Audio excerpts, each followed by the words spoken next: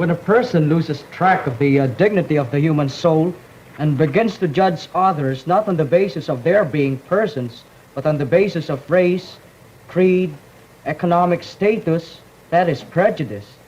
I want to say that the communists already are traitors.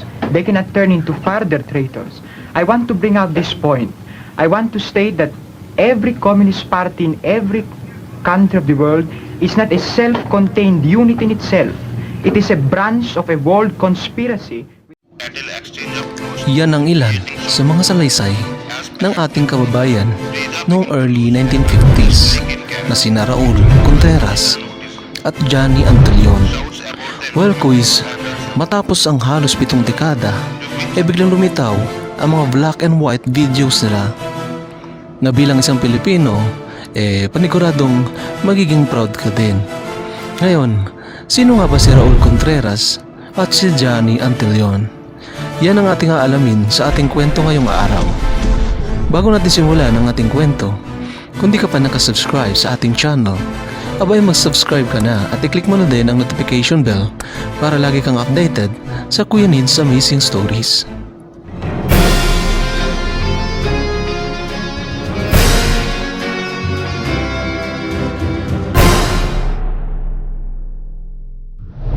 Matapos ang World War II noong 1945, kanya-kanyang pagsasaayos ng mga istruktura at mga gusali, gayon din ang mga pagsasaayos ng mga batas sa bawat bansa. At isa sa pinakaimportanteng event ay ang pagkakaroon ng mga pag-uusap, mga debate at pagpapadala ng mga delegasyon ng bawat bansa. Ito ay isang pamamaraan upang maihatid ang mga iba't ibang impormasyon at mga opinyon ng bawat individual sa sitwasyon ng kani-kanilang mga bansa. Nandiyan na yung mga topics sa batas, sa mga leaders, sa racism, sa giyera at marami pang iba. Ito din ang isa sa paraan para lalong mapaganda ang relasyon ng bawat bansa. Pero noong mga panahon na iyon ay ang panahon din ng Cold War. Ito naman ay sa pagitan ng Communist Russia o USSR bago ang tuluyang dissolution nito noong 1991 at ng Capitalist America. Ang Pilipinas noon ay nasa pamumuno ng former President Ramon Magsaysay. Ngayon pumunta na tayo sa ating mga bida. Noong 1954, nagkaroon ng pagtitipon na kung saan ay naimbitahan si Johnny Antillon bilang isa sa delegasyon sa United Nations. Si Johnny ay 17 years old noong mga panahon na iyon. Si Juan Blanco Antillon o mas kilala bilang Johnny Antillon ay ipinanganak sa Pilipinas noong 1937 at ama nito ay namatay sa pambobomba ng mga Hapon. Noong mga panahon na iyon ay panahon ng digmaan. Kaya naman, napakahirap ng buhay at sitwasyon ng mga mamamayan. Kaya para mabuhay at masuportahan ang pag-aaral, ay kinakailangan niyang maglako ng isda at kung minsan pa nga ay kinakailangan niyang maglakad mula Cavite hanggang Maynila ng balikan. Sa kabila ng kahirapan at sa kabila ng mga pagsubok na patuloy na ibinabato kay Johnny, ay nagtapos ito sa University of the Philippines sa Diliman na top of his class. Naging matagumpay sa buhay si Johnny Antillon at naging magandang halimbawa sa kanyang mga kababayan at sa kanyang pamilya. At bilang patunay ay nagbahayag din ng kanyang mga kwento ang apo nito na si Daniel Buenaventura. At isa sa ating bida na si Raul Contreras ay isa din sa mga nag-represent ng Pilipinas noong siya ay 15 years old pa lamang. Pero kung si Kuya Johnny ay noong 1954, si Kuya Raul naman ay noong 1956. Well, hindi sila magkasabay. Pero nung mag-viral sila online, parang walang difference dahil halos parehong taon din naman. At well, parehong black and white ang videos. At syempre, pareho ng mission ang ipakita sa mundo kung gaano kagaling ang Pinoy. Anyway, si Raul Contreras ay ipinanganak noong July 3, 1940. At ang napangasawa naman nito ay si Mina Normandy at kalaunan ay nagkaroon ng 5 anak. Ang isa sa pinaka nagpahanga sa karamihan ay ang pagpapaliwanag nito kung ano nga ba ang prejudice. Walang sagot ni Raul sa katanungan na what is prejudice ang tumatak sa karamihan. Na marahil marami sa atin na tumanda na hindi pa alam ang ibig sabihin ng prejudice. Ang prejudice sa Tagalog ay pagtatangi na may iba't ibang kahulugan tulad ng diskriminasyon, distinction, judgment at marami pang iba. Mamaya panoorin niyo ang video ng ating dalawang bida kung saan i-attach ko dito sa ating explanation video ang dalawang black and white video na nagtitrending ngayon sa social media. Well, fast forward tayo mga kuys dahil sobrang promising ng career ni Kuya Raul Contreras at sa kalaunan nga ang naging think tank o tagapayo ng former President Cory Aquino. Anyway, hindi na natin masyadong pahabain. Gusto ko lang din ibahagi ng kaunti ang tungkol kay Kuya Raul at Johnny dahil bilang isang Pilipino sobrang nakaka-proud. Again, ito ang channel na laging may mapupulot na aral at mga importanteng impormasyon. At ika nga lamang ang may nalalaman. Maraming salamat sa inyong panonood. Hanggang sa muli. Welcome to our forum discussion on the roots of prejudice. We'll be talking about what our prejudices are, where they came from, how they're nourished, and perhaps even how to get rid of them. Let me introduce you to the core student participants in today's discussion. Ratnati Iskandardinata, high school student, 17 years old, and also a talented dancer from Indonesia. From Japan, Yoriko Konishi, whose lovely voice you've just heard. From time to time, we like you to get a sense of what we do in all those times when we aren't having serious discussions. We very often get Yoriko to dance or sing for us. She does both. From the United Kingdom, 18-year-old Judith Reeder. Judith's got a bit of a cold today. It did not come from swimming in the Atlantic Ocean, although she assures us that when she's in England, she does swim in the ocean during the winter. From the Philippines, Raul Contreras. Raul will be 16 years old, patriotically enough, on the 4th of July. He may admit some prejudices, but one he obviously doesn't have is a prejudice against women, or he wouldn't have been willing to appear tonight with 3 women being the only male on the program. Now, on this question of prejudice, perhaps we ought to start out by trying to define what you think prejudices are. What do you think prejudice is, Ratnati? I think prejudice is a feeling of hate of people as a group or individual toward other people. You say a feeling of hate. Do you think prejudice is as strong as hate? Yes. When we ask somebody if he has a prejudice, then the answer will be, I hate such and such. Well, I suppose that is true. What do you think prejudice is, Eureka? Well, I have found out that if somebody distinguishes between 2 white men, it is not prejudice. But if somebody distinguishes between a white man and a colored man, it is prejudice. I would define prejudice as a rigid opinion formed about a certain thing before there has been a just examination of the facts. When a person loses track of the dignity of the human soul and begins to judge others not on the basis of their being persons, but on the basis of race, creed, economic status, that is prejudice. Well, is it fair to ask you whether you have any prejudices? Well, I guess so, Mrs. Waller, and being brutally frank, I'm prejudiced against Japanese. Well, not to the extent that I hate them. No, not that way. But I got this, well, as a result of World War II. Because, well, I guess I was yet too young to understand what happened during those times.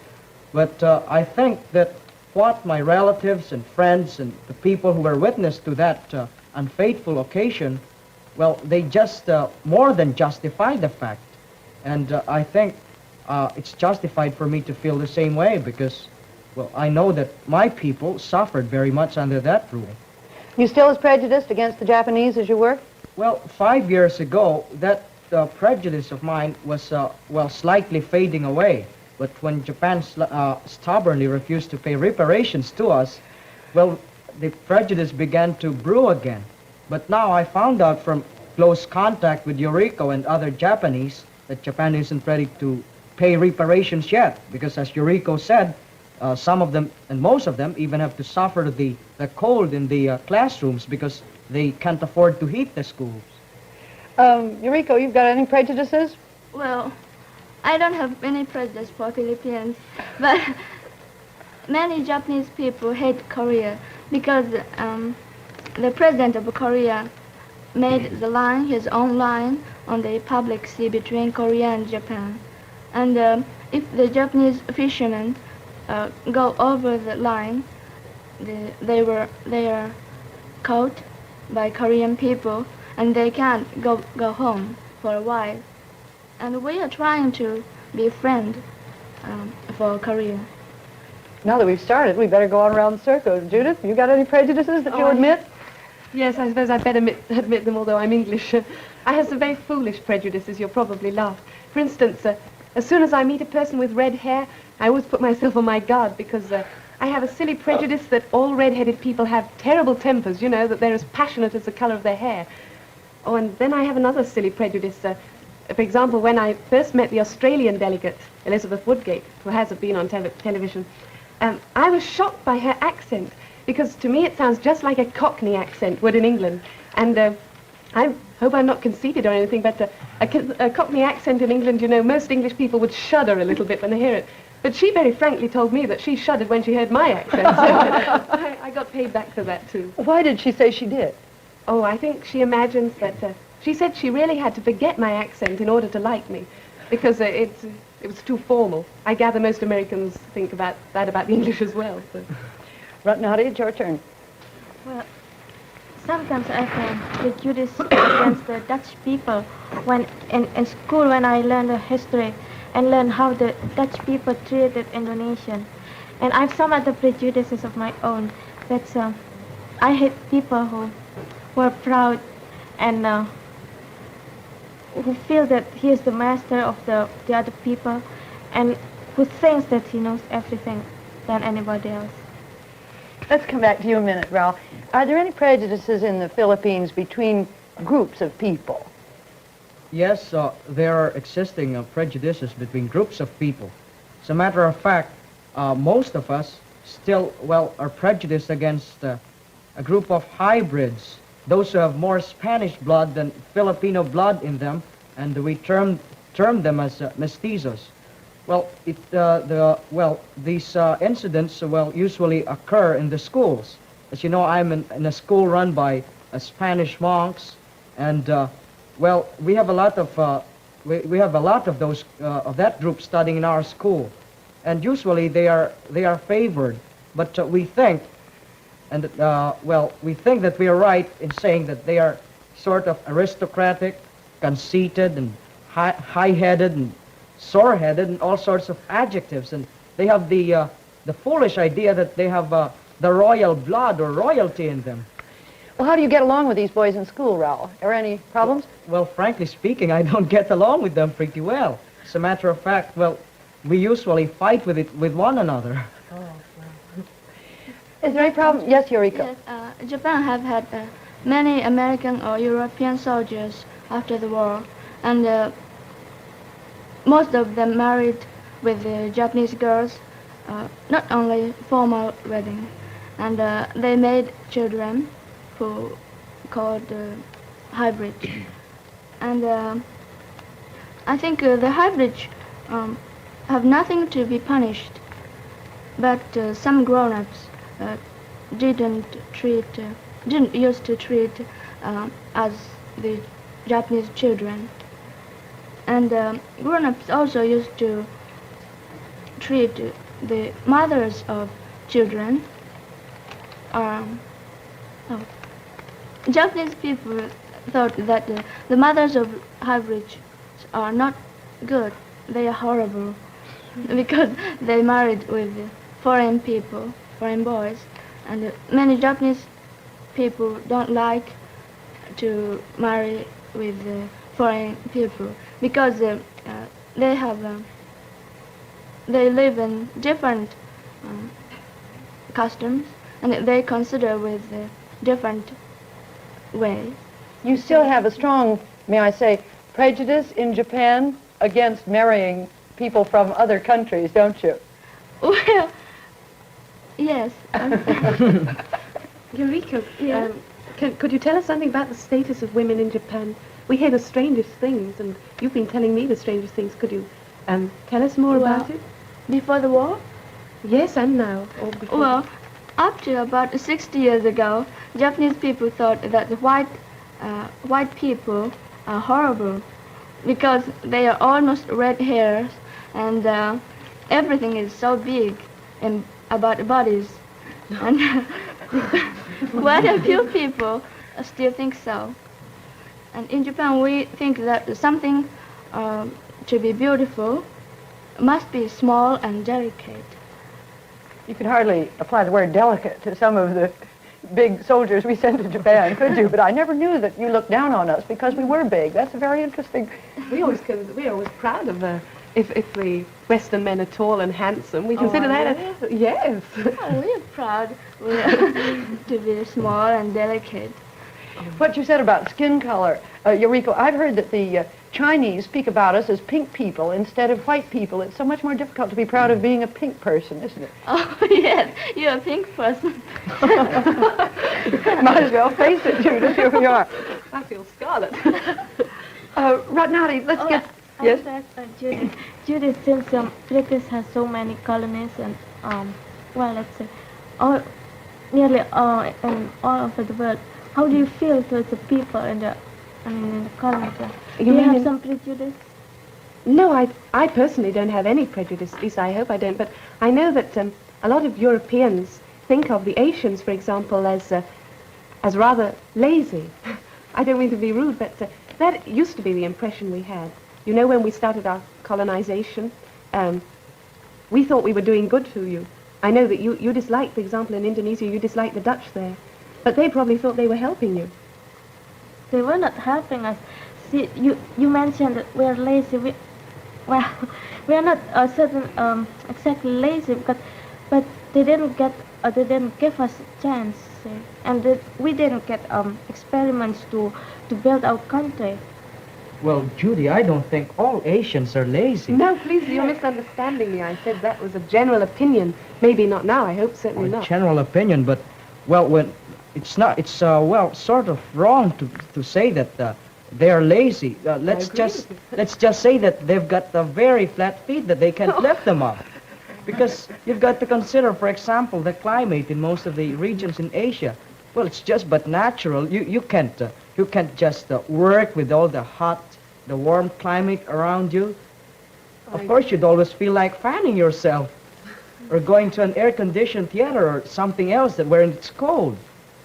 Is there not only this difference of climate that explains a difference in tempo, but is there a difference in philosophy, too, that perhaps we in the West haven't appreciated, I wonder? Well, as far as I know it, and, well, I think you've mentioned it in this program, that Indians think that they should never soil their hands. And in the Philippines, I must admit that, well, we're sort of inclined to get white-collar jobs and swivel chairs. Most of us do, especially the new college graduates. We don't want to work with our hands.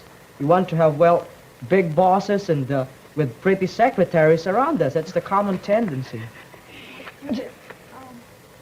Could you give a proof that we are lazy? Oh, gosh, now you put me in a corner. I was trying to give you an example.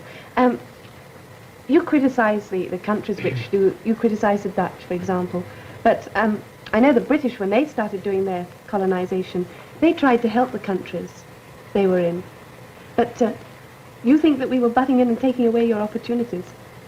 Well, yes, I think so. I'll give an example about the Dutch, that we didn't get a chance to be educated, for example. That was when the Dutch were there? Yeah. And do you think if the people in the colony get a chance to get free, you will give them? Do you think? Oh, now we're going right off the subject. Yeah. See, my friend from Malaya is very glad that Malaya will get the independence next year. She's very proud, and she tells everybody that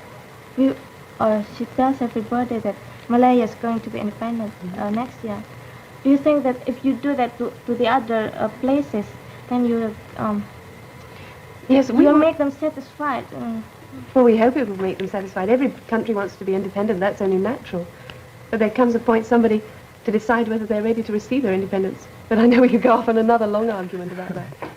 Maybe we can have what... I'm sorry, Ralph. Well, I was about to ask them, what do they think are the most common or basic causes of our prejudices? Is it mainly skin color? Well, maybe. Do you mean, for example, taking the American trouble in the South? I guess Originating in- taking the American side of it, it's just that the white people don't want to mix themselves up with the colored ones. But what about the colored people? Perhaps they don't want to mix with the white people either. Well, what about, since you brought up the American race problem, I'd like to ask you, is it as bad as you thought it was going to be before you came, or is it better or worse? Well, I think it's what I've seen here and what I've heard while I am here and what I have read in the newspapers, it's just worse than I expected. Don't you agree, Judith? No, I don't agree. In England, we don't hear too much about the American problem, except, of course, when a certain case came up and the Supreme Court decision, we heard a lot about it then. But not too much. And when I came here, I had imagined from the Tiller case that things would be really terrible in the South. And I found that there's a real feeling of optimism here. I stayed in a Negro family, and I was able to see the position, really a bird's eye view of it, you might say. And the first thing that impressed me was that the Negroes themselves were not happy about the situation, but were pleased. They were grateful for what progress had been made, and they were sure that the situation would continue to improve. Is that the 2 weeks you were in New Jersey that Yes, you stayed in that's a right, Negro when I family? was in a Negro family. I know that was in the northern part, and conditions are better there. And I was very impressed with that. They said it would be a slow process, but things were gradually improving. It was a matter of breaking down tradition, and I was very happy to find that. I'd like to know some of your other experiences with, yes, Eureka. I've never seen any evidences of racial prejudice in the United States. But I found out that most Negroes are laborers, and they don't have a high position on business. But I was very glad when I saw the Negro girl in South Orange in Columbia High School, who was the vice president of the student council. I'm glad you did too. Yes, right now. Here in New York and New Jersey, I don't see any racial segregation or something like that. But when we stop in Williamsburg and we stop in Negro school, I saw it's very strictly. I mean, the Negro school go to the special Negro, and I was talking to some of the girls in the school, and I asked them how they feel about being segregated. But they said that they don't mind about that, and what they want is equal rights. And there are some places that they can go, such as restaurant or some clubs. And I think that since all Americans claim and emphasize that America is the most democratic country in the world, and as long as segregation exists, I don't think it's a democratic. I mean, pure democratic. Well, adding something to that, isn't it that, in the Pledge of Allegiance to the American flag, you mentioned something about, I pledge allegiance to the flag of the United States of America and to the republic for which it stands, one nation indivisible under God, with liberty and justice for all. Well, the last phrase just doesn't suit everything. I mean, with this segregation problem here and the discrimination against colored people, how in the world could you have liberty and justice for all? And in one of my hospitality periods, I didn't expect that even the kids could carry it that far. I had the, privilege, I should say, of attending one of the dances sponsored by one of the civic groups. And I just noticed that, it was a big dance floor, and all the white kids were assembled on the left side, and the most, shall we say, not strategic part of the ballroom, all the colored boys and girls were in there. And I never saw a white boy asking a colored girl for a dance, nor did I see a colored boy asking a white girl for a dance. I had a nasty experience too.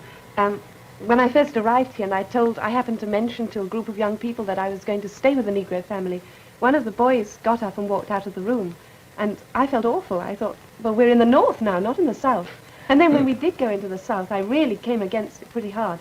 We went into this big store, and I was in the ladies' cloakroom, and I was washing my hands, and I was with a group of the eastern delegates, the rather darker-skinned ones like Ratnati.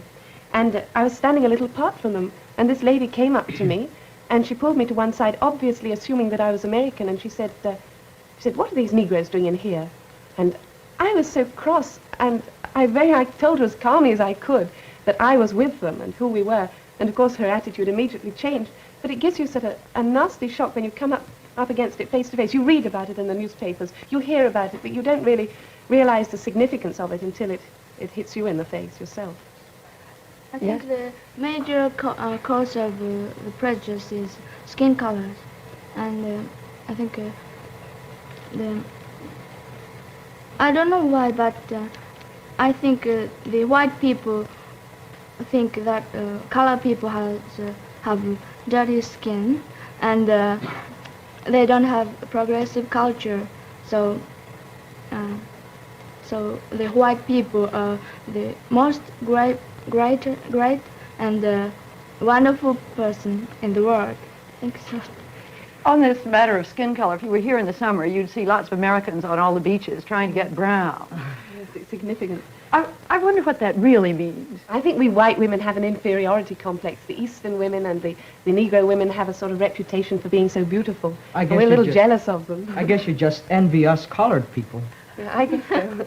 Well, is there anything corresponding to that in... Well, I think so, Mrs. Waller, because in the Philippines, it's just funny. There's a common tendency among women, well, those who have a dark complexion, I should say, or just a tanned one, or just a brown complexion.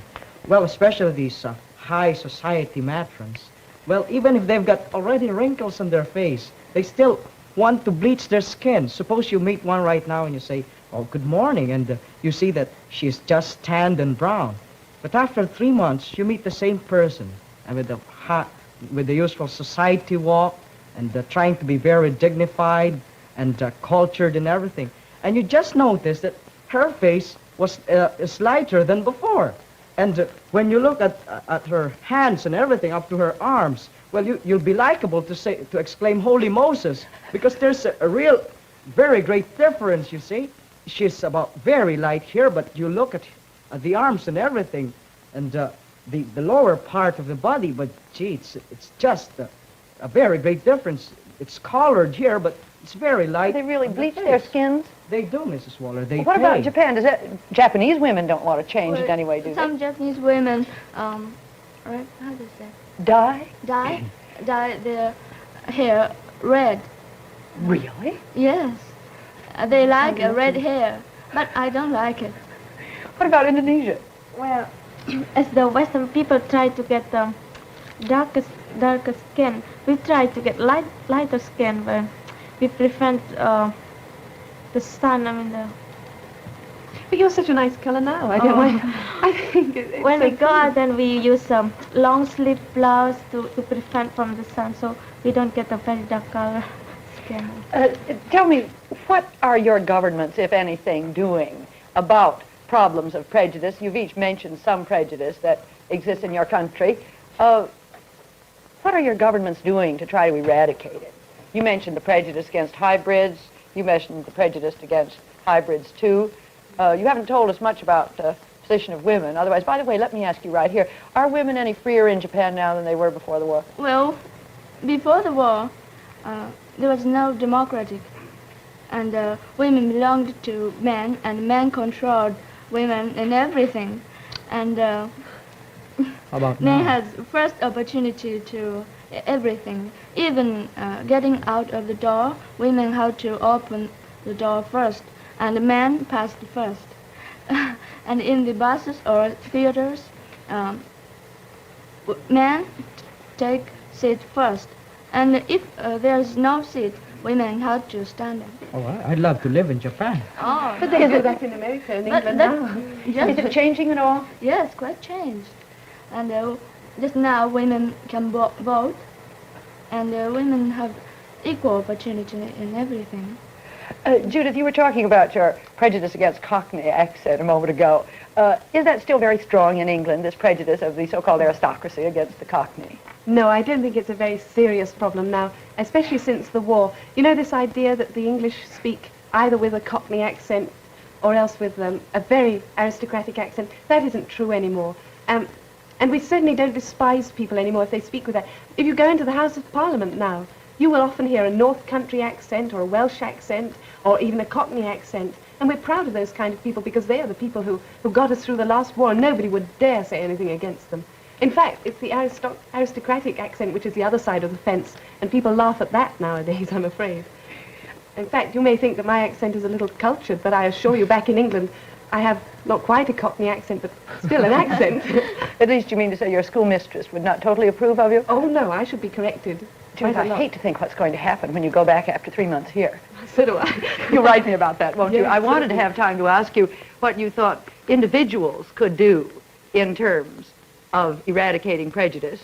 But our time's almost up. Anybody got a quick answer?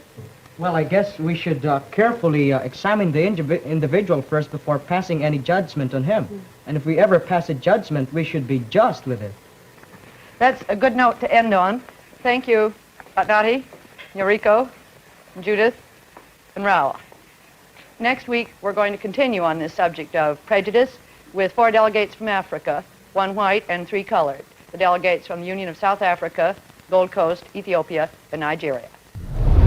Chosen in nationwide competitions in their own countries, and for the last almost 2 months now, they've been living for 2-week periods as guests in the homes of American high school students, going to classes with them, being walking textbooks, if you will, with a full program of school activities during the daytime, and I understand community and teenage activities after that. We're going to be talking about some of the misconceptions there are around the world about America, some of the misunderstandings, some of the criticisms, and the reasons for them.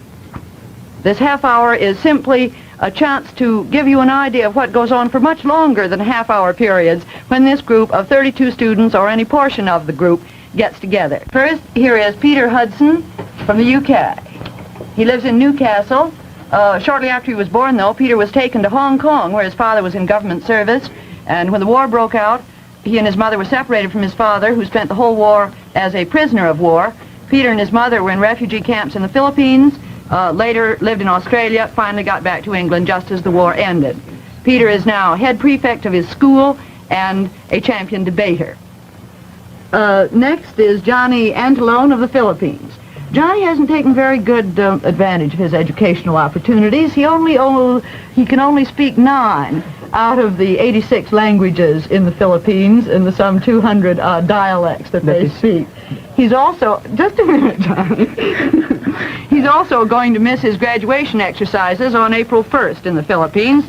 Too bad, because he's valedictorian of his class, chairman of the debating society, editor of the school newspaper, president of the student council, and I can't tell you how much else. We're sorry you'll miss it, Johnny. You'll be on a plane on the way home. Next is Nurit Auerbach from Israel. Nurit's parents came to Israel from Germany. She was born there in Haifa 17 years ago. Isn't that right, Nurit? Representing United States students is John Kriz, who's a senior at Princeton High School, that is, and John is 18. Well, all right. What about some of these criticisms of the United States that are current in your countries? How about you starting, Peter? Oh, yes. First of all, the one big criticism is that Americans try to live their life as though they were working an assembly line. Another one is that they try to run international politics like big business. They tend to see things in black and white instead of as Britain sees them in black, grays, and then down to white. They tend to try and make big decisions and heal things with a quick stroke of the pen, whereas Britain allows time to take a big part. And the third big fault we find is that very few Americans are able to differentiate between socialism and communism, which makes it rather difficult for me as an Englishman coming from a welfare state. Well, those are 3 points, certainly, Peter. How about you, Nuri? As for me, I couldn't understand at first that the Jews here are, first of all, American and then Jew. it was very difficult for me to understand, as an Israeli, how any Jew could live in any foreign country and feel safe and secure after what has happened in the Second World War. And well, it was rather difficult for me to realize that. How about you, Johnny? We've heard from the Middle East and Western Europe now. How about the voice of Asia? Well, speaking for the Asians, I can say that some of the points that bring the greatest resentment between America and the Asians are these. First of all, you have a desire to run everything from the Asian point of view. And second, you bring with you an aura of superiority which greatly infuriates most Asians. You have a smugness, a complacency that infuriates us and makes us think that you consider yourself the best people on the top of this world. And then the other point is that you have so much inconsistency in your foreign policy all over the world that most Asians do not know what to expect from the United States. We live from day to day in a state of jitters, not knowing whether today you're friends with us and tomorrow you sell us down the river. And then the fourth point is that in helping us, we believe that there are catches. There's a catch in everything you do. I will not say that this is true, but we believe it very much. There's one other thing, Mr. Yes, Waller. Peter. One misunderstanding between Britain and America. Most British people love to laugh at Americans. We love to laugh at your gum-chewing habits, the fact that teenagers take so much importance about dating. Well, it's psychological. We need the psychological uplift. By laughing at the Americans, we cheat ourselves into thinking that we're your equals in power. I wonder if that fairly penetrating observation is applicable elsewhere in the world. I wouldn't say that, for instance, not in Asia, because Asians have never felt that we needed psychological tricks in order to place ourselves on a par with America or any other country. We believe that we have points where we are superior and that we do not have to look for other points where we are inferior. We recognize that there are some points where you're high, some points where we are high, some points where you are low, and some points where we are low. Would you say that that feeling of superiority is just as prevalent among Asians, their superiority, as you find the Westerners feel their own superiority? Yes, in fact, you mentioned that now when an incident comes to my mind. I met a boy one time from the Western Hemisphere, I shall not mention names. and one night he told me, while we were in the same room, that he considered most Asians as racially inferior, mentally inferior, psychologically inferior, physiologically inferior per se. And it struck me, it surprised me, because just a few years ago, I had heard a Burmese boy use almost exactly the same words. A boy from Burma. From Burma. Used the same words? That is What right. did he say? He said that you were immature, shallow, unperceiving, unperceptive, and words like that. And that the Asians were the superior ones. That is right. Well, one way of finding out whether we are or not is getting together and knowing each other. But what's your point about feeling that there's a catch in everything Americans do in Asia? I'd like you to explain that, if you would. You see, Asians look at the United States helping other countries in this way. In helping other countries, you make them so strong that they become powerful competitors or may become powerful rivals. Now, this is like slicing your own throat. We can hardly believe that you would do this without some ulterior motive, so that we believe that anything you give with the right hand must in some way be shadowed with the left. Now, wait a minute, Johnny. Well, That's a tragedy. Are you knitting your brow, John? Well, I don't quite see that the way he says this, there are misunderstandings on both parts, and yet I don't quite think that he says that we do everything with an ulterior motive. But then, don't we treat, when we find our own neighbors in trouble, don't we treat them in exactly the same way in which we help the other peoples of the world who are less fortunate than we? by the way, when I said, I did not use I, that I believe it. I said that is the general feeling in Asia, that there is something, a catch in all your motives and in all your purposes in Asia, and for that matter, throughout the world. You see, it may or it may not be true, but it is a fact that such a feeling exists and persists, and that is one of the greatest points that separates the East from the West. I'm sorry, go ahead, John. Well, what are you going to do about it? Do you think you can do something to dispel this? To dispel this is not our part. Since we suspect you, it is for you to make advances. or to do some things that will cause us to believe you more, to trust you more, to feel that you're capable and worthy of our trust and confidence. Well, but for example, Johnny, we've been giving a great deal of aid to Asia. Yes, but you see, I will tell you. When you give aid sometimes to countries, you come there with that air, you know, where you say, well, our way is best. Your way is not so good. And if you don't take our way, well, that's just too bad. But you see how you backward people, you don't know what you're doing. We know what we are doing. In other words, there are times when they force aid upon us at a time when we do not like it. Or if they do not force aid upon us, you sometimes give us this aid without giving us a chance to participate in helping to build ourselves. That's what I meant when I was saying that America tended to employ big business tactics in world international politics. I'll clarify that point. For instance, in the few years after the war, you helped other countries and you gave them large gifts. But you should remember a wise saying that charity has a bitter taste. And you gave it as if you were giving out alms. But today you have a better program, I think. You give us a chance where we put up 50% of everything you give. And that makes us feel much better. It gives us a feeling that we're participating in this program of helping ourselves. When you talk about feelings of distrust toward America, is that true also? Do you also distrust British motives, or is it just America? I would like to bring out the fact that one primary reason for our distrust of America is our distrust for Britain and France and all those countries who went to Asia and exploited their poor little brown brothers. I won't say we exploited them. They had raw materials that they didn't know how to use. We went in, we gave them a lot of things, but we took back in return. That's why when America gives you so much, gives Asia so much, the Asians think they must want something in return. Now what is it? Now look, Peter, when you say that you go to Asia and you didn't exploit it, what do you mean? Look, when you went to Malaya, for instance. Yes. Did you give them a chance to be educated on the same level? Did you give them public school educations? Did you give them a chance to be educated in technical schools? Yes, you said you're educating them now. But now it's too late. You have allowed the distrust and mistrust to build up. That I admit, that was Victorian and Georgian and Edwardian England.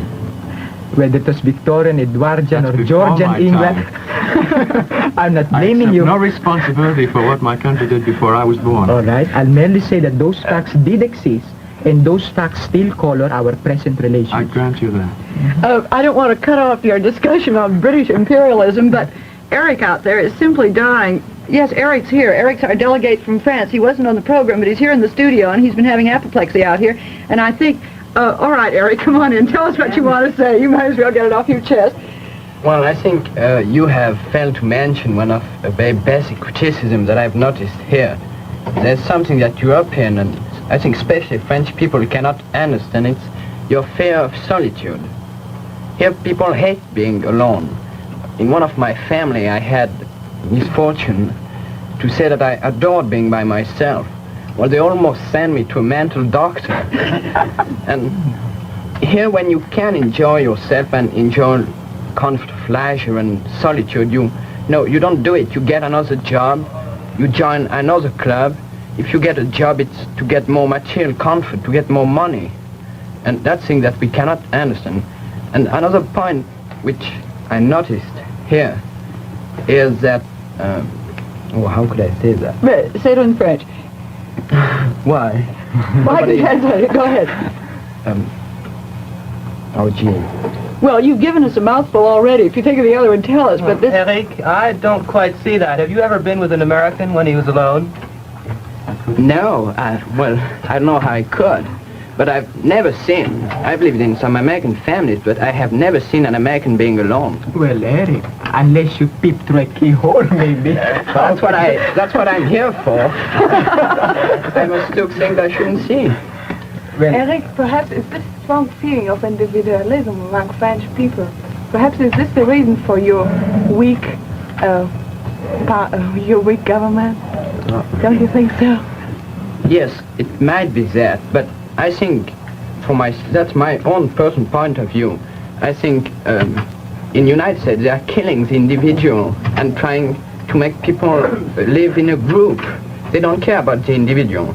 in my country we care about the individual, see? Oh, yes. Maybe it's worse for the government. It certainly is, but I like better that than living in a group and having nothing, which really belongs to myself. Don't you think, Eric, that if you follow this individualism to its logical conclusion, you will soon lead yourself into a state of, shall I say, anarchy? Or a state where 80 million people have 80 million parties and they can't agree on one single darn thing? There's only 40 million people in France. Only 40 million parties. 40 million parties. Yes, sir.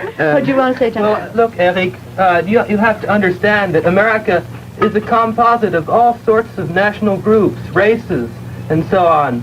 We came here. We couldn't encourage individualism. Otherwise, all these groups which you see here today, mostly blended, would be still individual groups. We wouldn't have the solidarity of our country. We wouldn't be what we are today if we didn't. The main point of our education, you might say, is to make good citizens. Yeah. We haven't been concentrating on making individuals, because making individuals would have killed America in its crucial stage in its existence.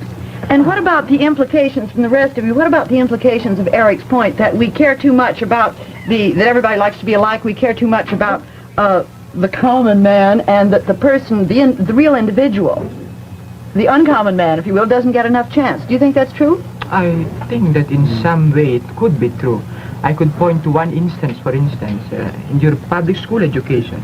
You put so much emphasis on mass education, and you put double the emphasis on mass that you do on education. You allow students to clog the public schools without dividing them according to their mental ability. So what happens? You put a genius and a moron in the same class. And what happens? In order for the class to proceed in a sane manner, you have to cater down to the moron, with the result that you pour down this poor genius, make him frustrated, give him very little chance to advance. And you know that there is nothing that stifles intelligence so much as restriction. Strangling the intelligent person in the embryo. So that you might see that there is a sort of educational suffocation in America. Mm-hmm. I think I have to be sort of defender of the American system. I haven't noticed that. I think that the American system gives the opportunity to the more advanced pupils. For instance, I've noticed the honor classes in the schools I've visited.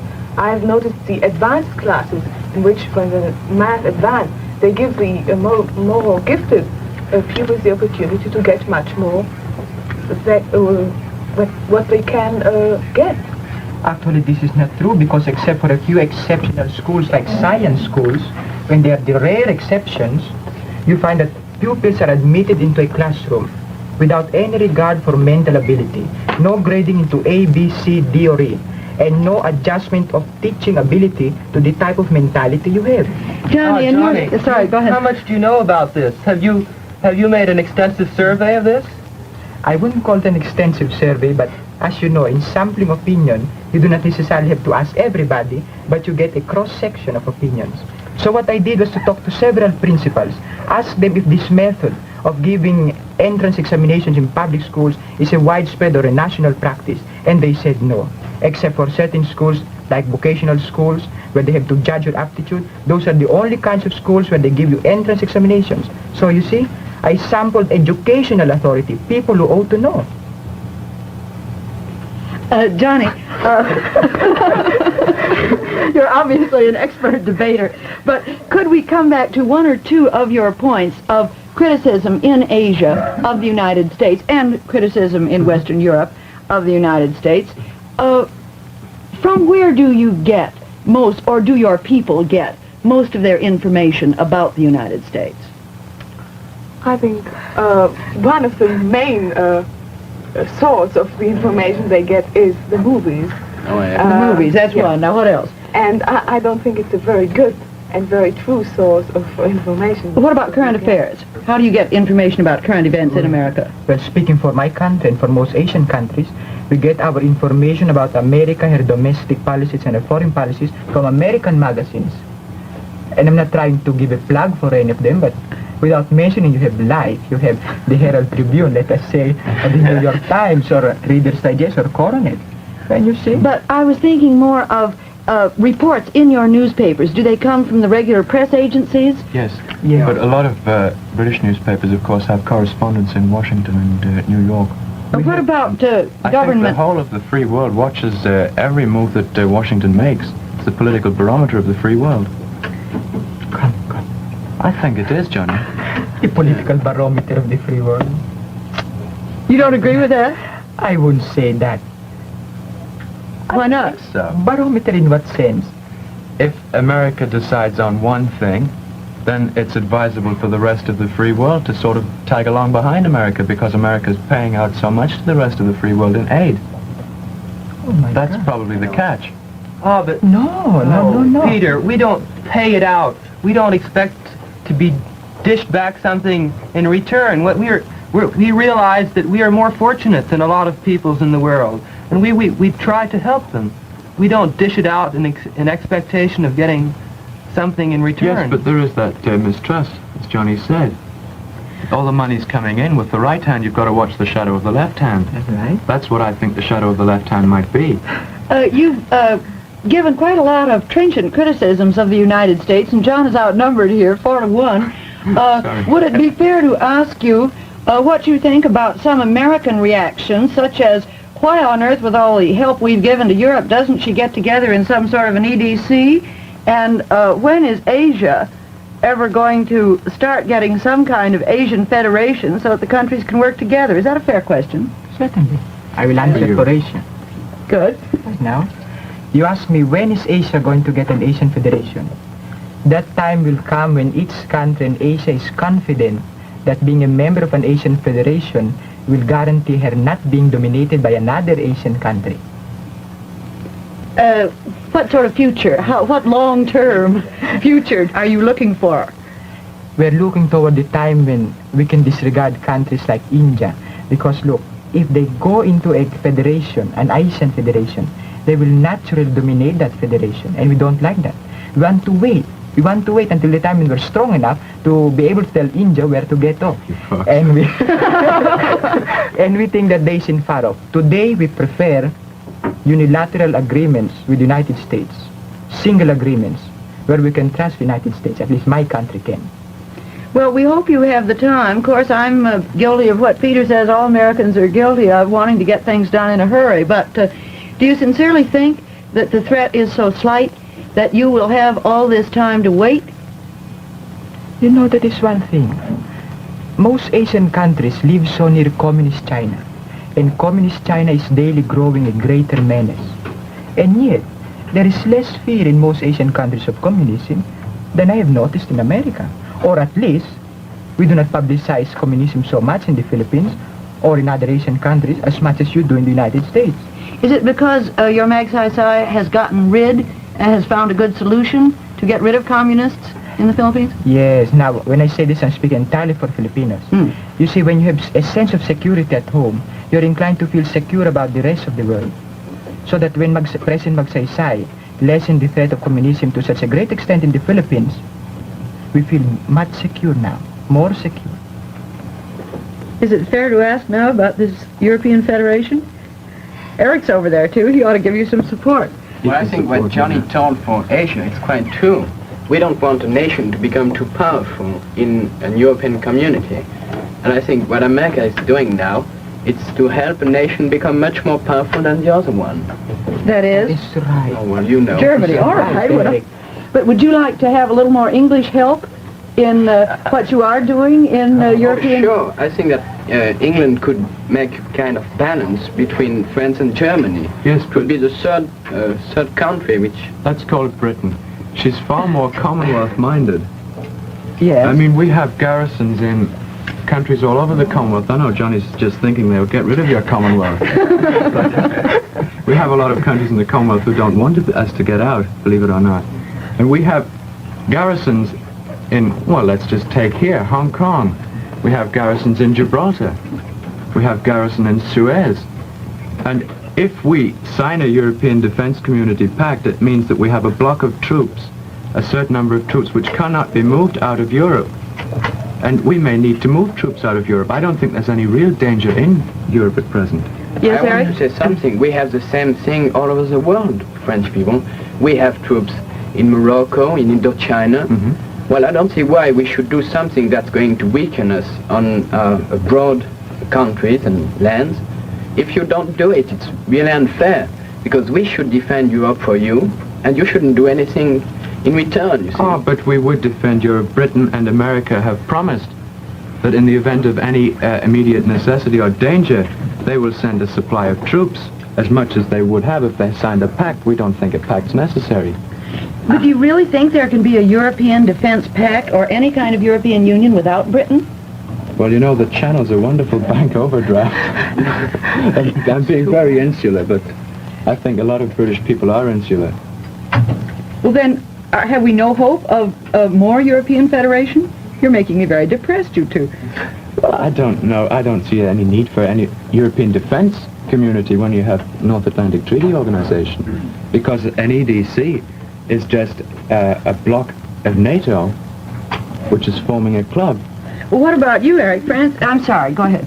I was just asking, from what you two have been saying, I gathered the fact that one country is afraid to be less powerful than the other country. That's why I don't want to join the EDC. Sure. The same with the Asian countries. But so what? Don't you trust each other? Aren't you friends? Does it matter whether he is weaker or you are weaker? So long as you help each other, don't you trust each other? Aren't you friends with India?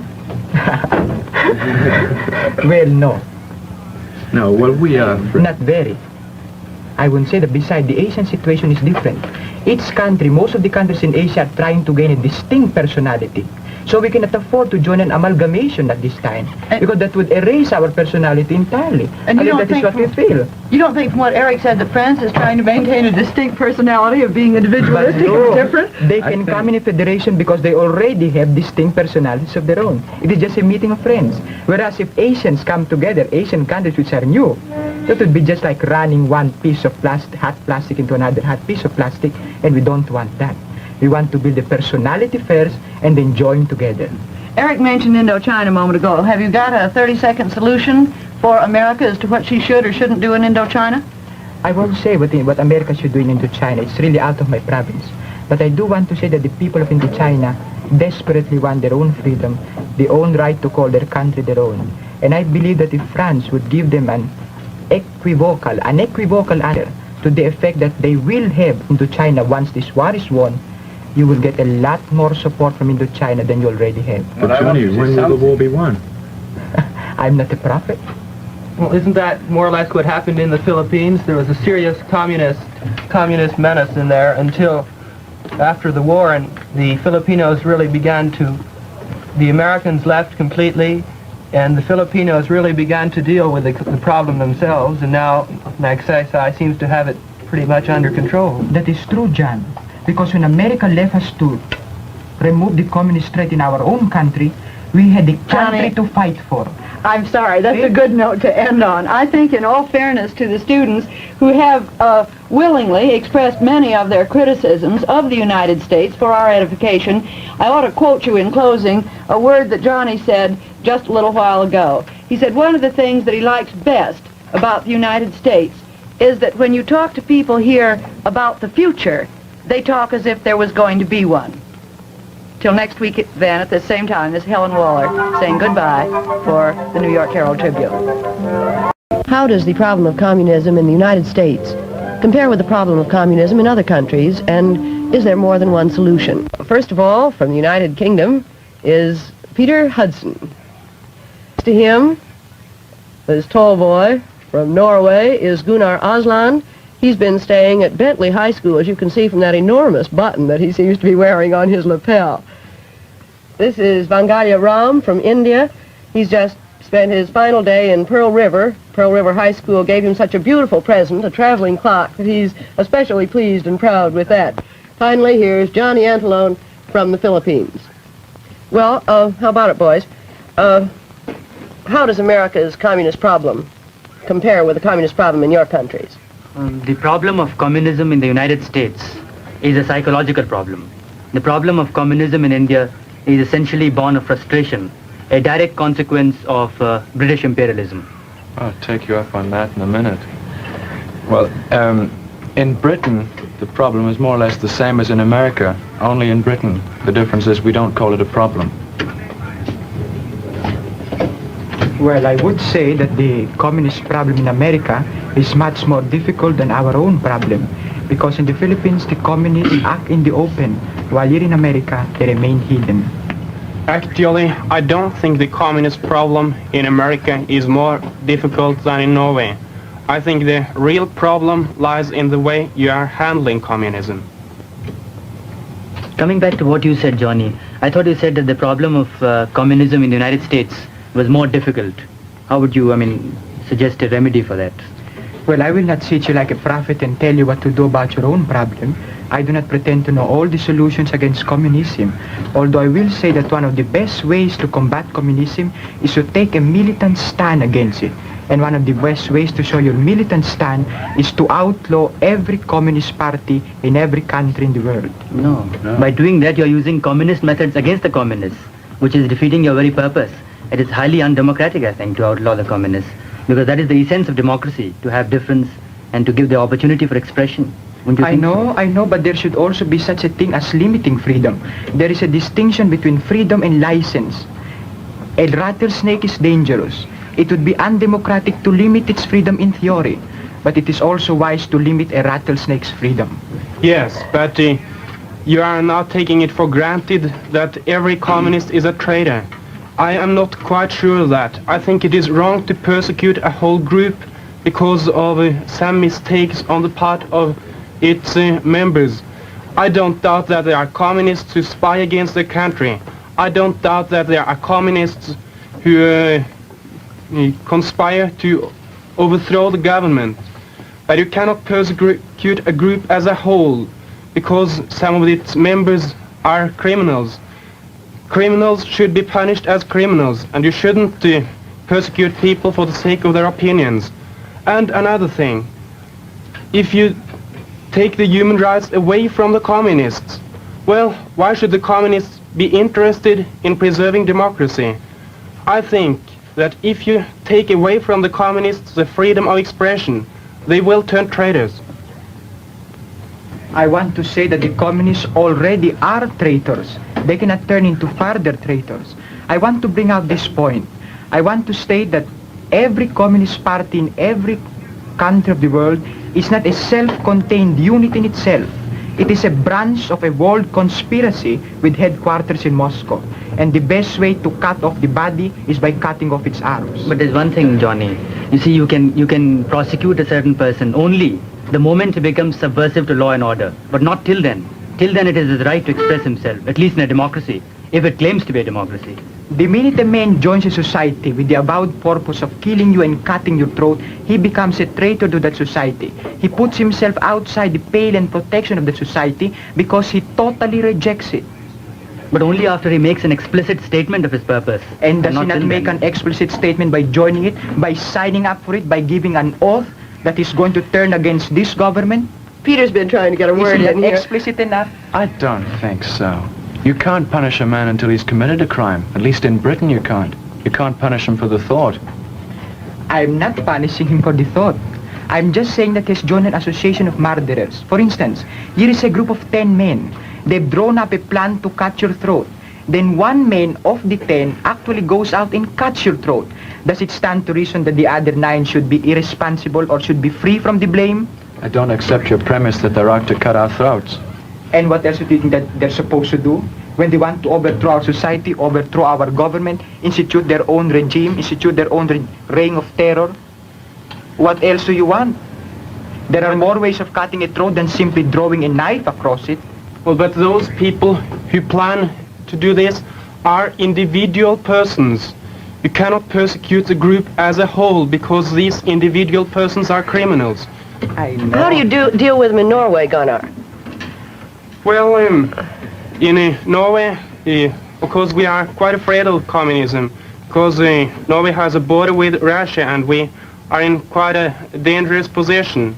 But it is more of a security problem. There are not too many communists. The Communist Party is very small and it is decreasing from election to election. As I said, the problem is the security problem.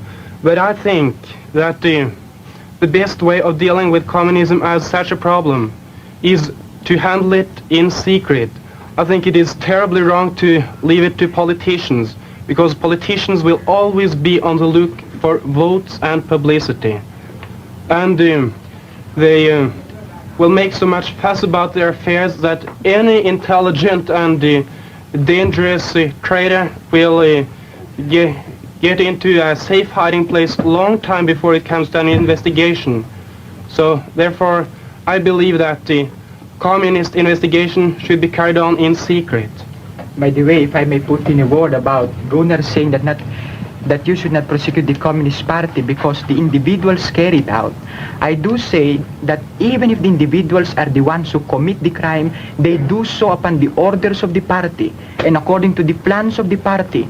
Remember that a party is composed of individuals. Whatever the individuals do, the party is guilty of. The party is not an abstract idea. Whatever its members commit, then that is what it is guilty of. And then your second point, Gunnar, about saying that investigation of communists should not be left to politicians, I agree with that. And I want to add something more. I want to say that it should never be the function of the legislature of any country to inspect or to ferret out communists. It should be left to the executive branch. And then the executive branch should gather the evidence, while the judicial branch should find out how to evaluate this evidence and then prosecute the man as he should be prosecuted. But a man should never be put in a position where his innocence or guilt is in the shadows. He should never be placed in a position where, whether judged guilty or innocent, he's still condemned in the eyes of society. A man should be tried only by the courts, because only the courts have the power to say whether a man is definitely guilty or definitely innocent. Any other way would be judgment by anticipation. No, Johnny, there's a difference between feasibility and morality. But returning to your point of conducting the investigation in secret, I think that is entirely undemocratic. Because who is going to conduct them? Is it the people or the government? Wait a minute. And if it is a democracy, then it should be the people and not the government. And therefore it should be in the public. I thought that in any orderly state you had a police, and I most certainly didn't believe that it was left to the people to catch criminals. I thought that the police was there to protect the people. He didn't mean a secret trial, Ram, I'm sure. Precisely. He meant, Ram, the secret gathering of evidence. But the actual trial of the man, the actual presentation of the evidence will be brought before the public. Yes, it should be brought before the public. Yes, and I think there are things that are still worse than outlawing the Communist Party. I think that it is still worse when you don't have any lines to operate according to, when you don't know what is right and what is wrong, when you don't know what you will be suspected for and what can pass. I was rather shocked after I came here once when I talked to a boy who didn't dare to go to a Russian movie because he had parents in the State Department. Another time I heard a congressional subcommittee ask a person whether she had ever had a certain newspaper, ever subscribed on a certain newspaper. And I was shocked about it, because I thought that in any democratic country there would be such a freedom of expression that anybody could have the newspaper he wanted to. Well, personally, I think outlawing the Communist Party is lazy. It just stresses the incompetence of a country to deal with it. But I want to get on to Ram about this British imperialism. Would you explain what you meant by it? Just a minute, please, Peter. Why are you going to attack my point and transfer your argument to Ram? Isn't that unfair? No, it is related. No. Oh, wait a minute. Give Johnny one word. Go ahead, Johnny. He said that outlawing the Communist Party is a lazy method of fighting the Communist Party. I don't think so. I think you're taking a definite stand against it. And you're giving all your actions a legal basis. Where does laziness come in? Well, because, well, you see, when you have a Communist Party in the country, that party is a real danger. That's but right. the Communist Party can never be prosperous unless there is some dissatisfaction in the country, unless there is poverty and illiteracy. And therefore the government has to deal with this poverty and this illiteracy in order to defeat communism. Therefore I think that communism is not at all doing only bad things, but if you outlaw the Communist Party, you simply don't get this benefit. Look, Wait, all right, give Peter a chance. All right, Peter. When I say it's lazy, I mean it's just pushing the issue further away by outlawing it. You said the situation in America was more difficult because communists are hidden here. That's right. If you outlaw your Communist Party, all you'll do in effect will be to drive it underground, away from being in the open, to behind the scenes, and then you have a problem difficult. That isn't so. Now look, you contradict yourself. If it is really so that it would drive them underground, then instead of being lazy about it, why not let them stay in the open? Because that way we could catch them easier, according to your reasoning. Yes. However, you said that by outlawing them, that would drive them underground, and therefore would make it harder to catch them. That's what I mean. Is it not? Now let me point out that it is harder to catch the man when he's underground. So the element of laziness does not enter into When it. I said lazy, I meant that you were pushing the issue further away. You are not pushing the issue further away when you recognize a danger and you take steps to mitigate that danger. To push the danger further away from yourself, you're not doing anything by When outlawing. you recognize that a man has a fever, that is not pushing the issue away. I grant you that. But Oh, you can't just naturally. say, I recognize he has the fever, and then leave it at that, put him in Precisely. an isolation But you ward. can do this. You can say, I recognize he has the fever, I recognize it is bad, and because it is bad, I will take measures to prevent its further spread. And not do anything to him. Why not do anything to him? Cure him. But you're just curing him by outlawing the fever like that. No, the point is this. By outlawing him, you recognize its evil. And the minute you recognize its evil, you take steps to remove that evil.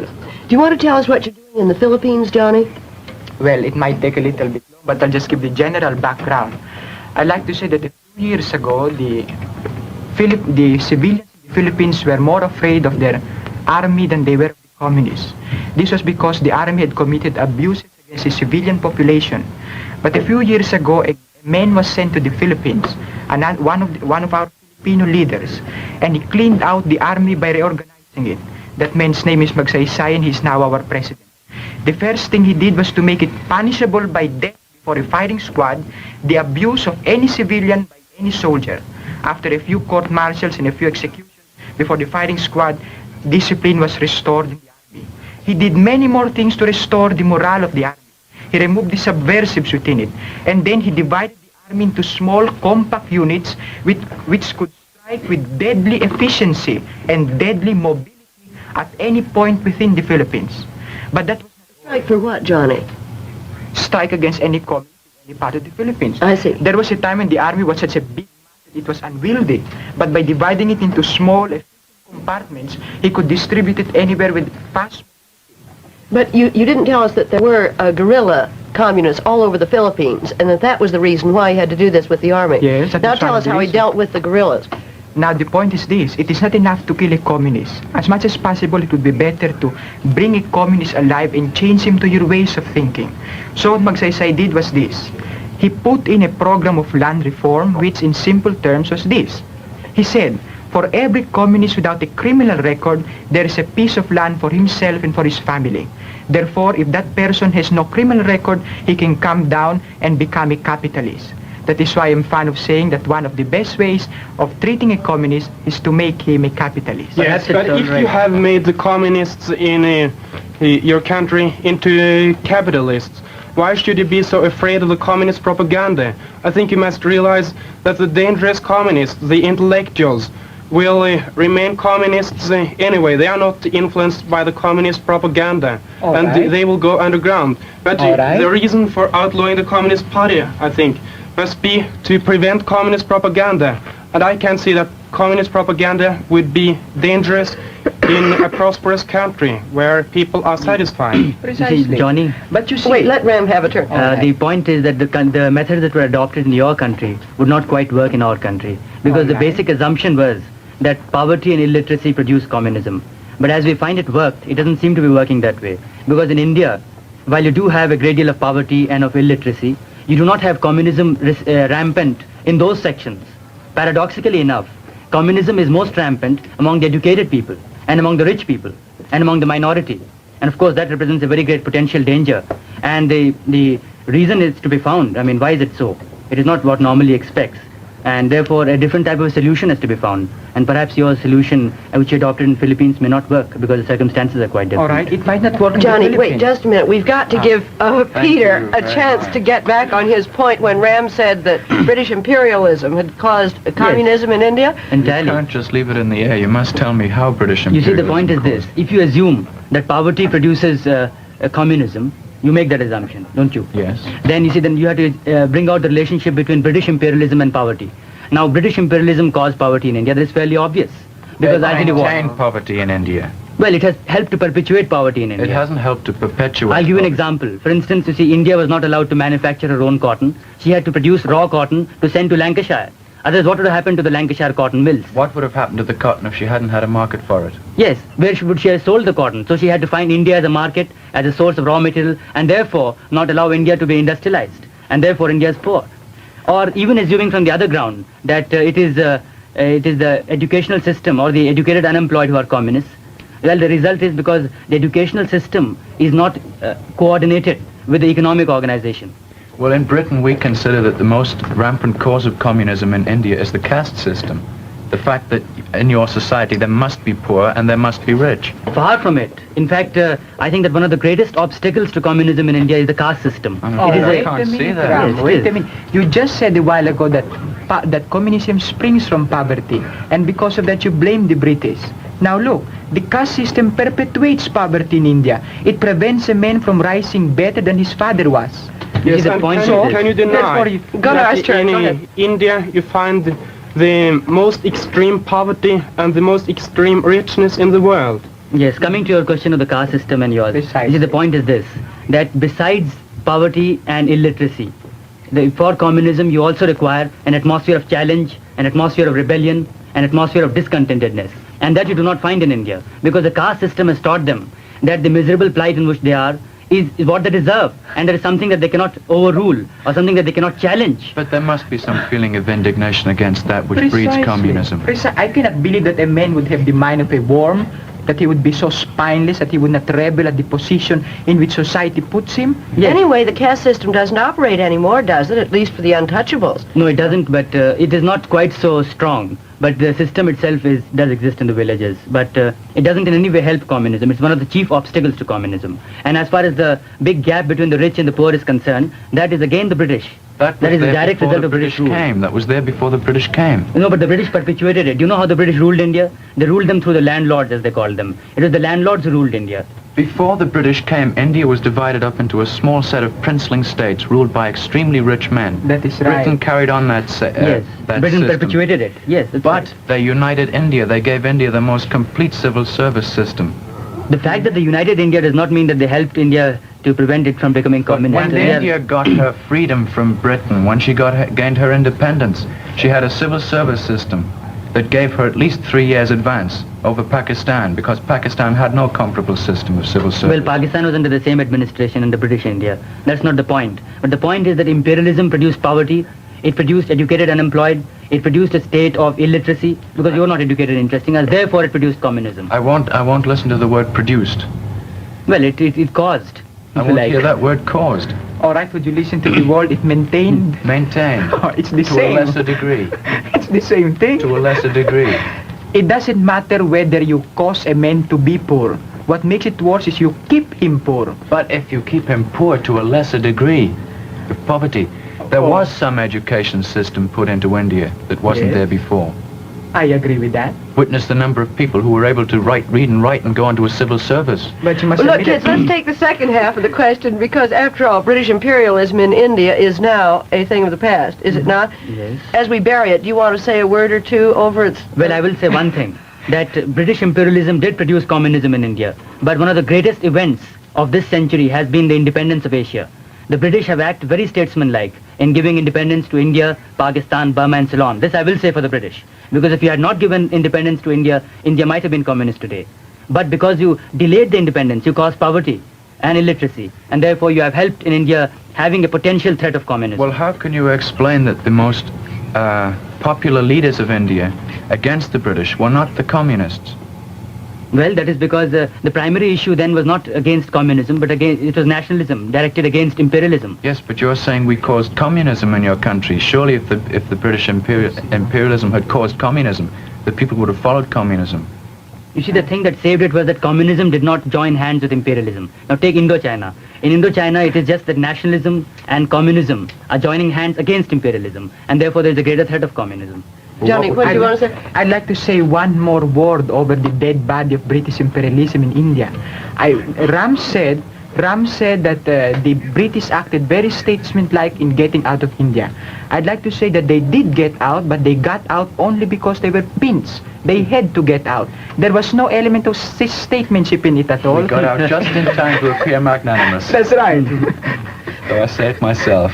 Well, there is a pretty good feeling between the Hindus and the British today, is there not? Well, witness the definitely. fact that even though India gained her independence, she still remains within the Commonwealth as a No, that's republic. because she chose to, yes. That's no relationship. She chose to of her own Now, accord. there's another half of the question we started out to discuss that we perhaps should deal with for just one more moment. That is there more than one solution for the problem of communism?